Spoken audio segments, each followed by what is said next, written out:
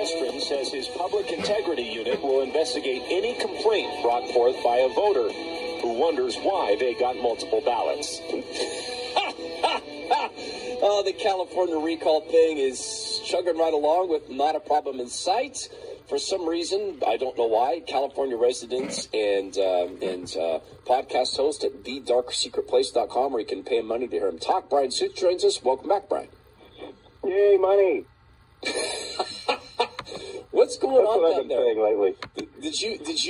Have they yet told you your ballot didn't count? That you'd already voted because you got defrauded up here by Dean Logan, and then he moved down there to defraud elections.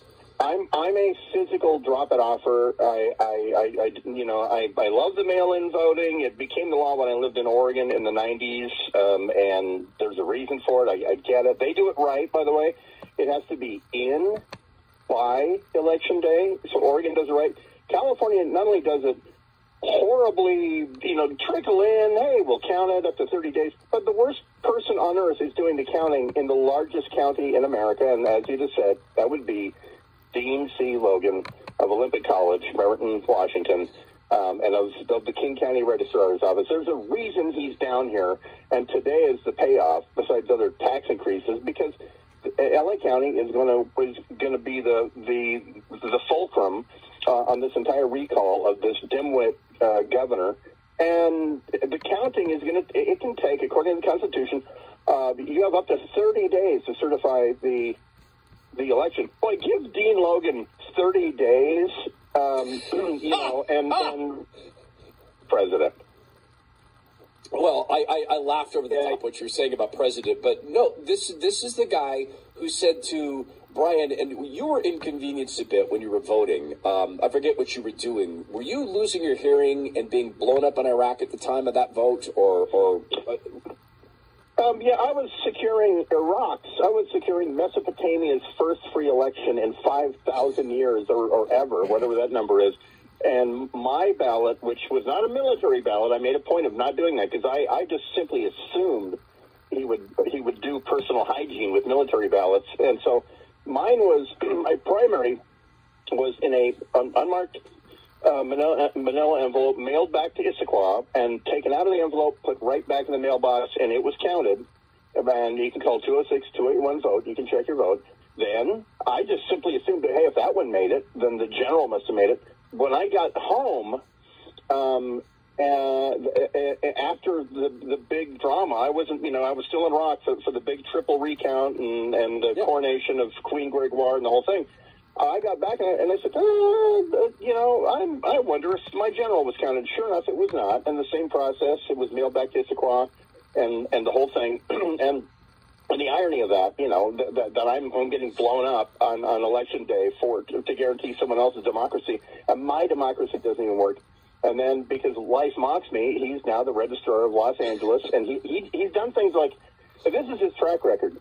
We had a tax increase, single-issue, mail-in only ballot 4 months after Trump was elected. So it's a way off year, single-issue, tax increase, mail-in ballot. If you told me, hey, write something up so it never gets approved, that's what I would do. Well, not only did it have to be approved, it had to be approved by 2/3. And Dean counted them until we got to 2/3. And then magically, this tax increase happened in LA County for homeless outreach, and now no one can account for the money. 4 years later. But so now he's in charge of the largest county in America. He's going to do the counting for this recall, and the Democrats are all in. They even trotted out this corpse who got off Air Force One yesterday.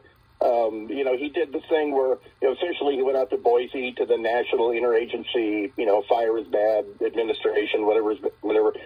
Then he picked up Hairdo McDungrab, our governor, up in Sacramento, and then went to a invite-only event in Long Beach where he sat there coughing all through his speech. So the president came out, and this is so people understand. It has nothing to do with Gavin Newsom. It's got nothing to do with him whatsoever.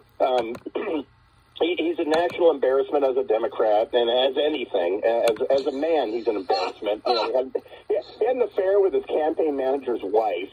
He's just a dirtbag. he dated a 19-year-old after Kimberly Guilfoyle divorced him and bought her beer at a Giants game. That's a public record. No, and what it has to do with is when Larry Elder, if he's governor, Mima, as we call her, Senator Feinstein, if you haven't seen her in 8 months, join the club. She is mentally, what's the term in loco, not, well, anyway. In loco parentis or in loco bidentis? She is not in her right mind. Her staff is covering for her. She forgets where she is in intelligence committee meetings, behind closed doors. She's got to go. They know this. She should have. They know that if Larry is governor and they have to string her along and do a weekend at Diane's for a year and a half until the next election, if she has to resign or something happens, there's going to be a Republican in there. Then it's not a 50-50 tie anymore. It's 49-51. Kamala doesn't break ties anymore, which is good. But they're terrified of a Republican governor in California appointing a Republican senator to replace Dianne Feinstein because they cannot cover for her anymore. That's why Biden was out here last night. Well, I'd heard that Joe Biden had said he went out there to endorse his dead son, Beau, who was running to be governor. But then apparently that's wrong because he's still dead. But he keeps bringing them up in anyway. What's this Obama ad? And by the way, for folks listening to the podcast, we know that they're running pro-Newsom propaganda trash ads on some of the podcast platforms around our show. Folks, click on that stuff. Cost them money. Like, spend their money. Be a decoy.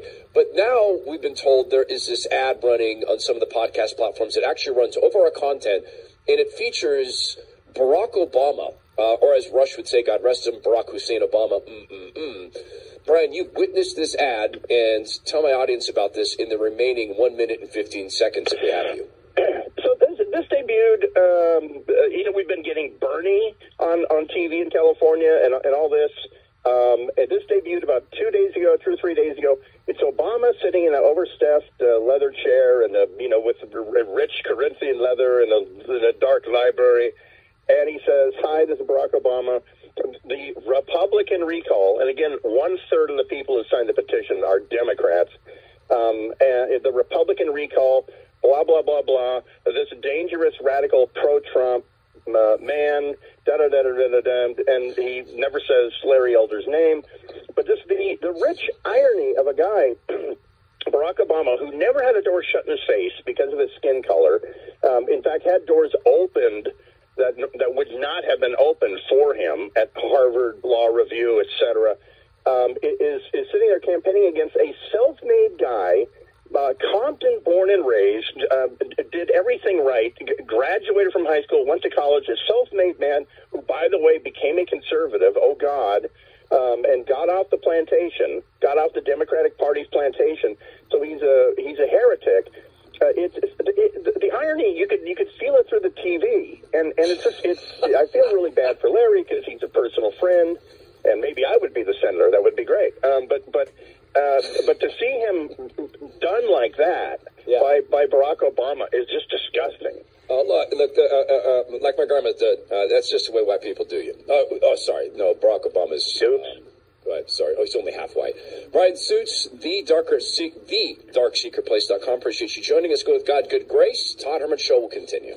Hello, beautiful. I'm Amy.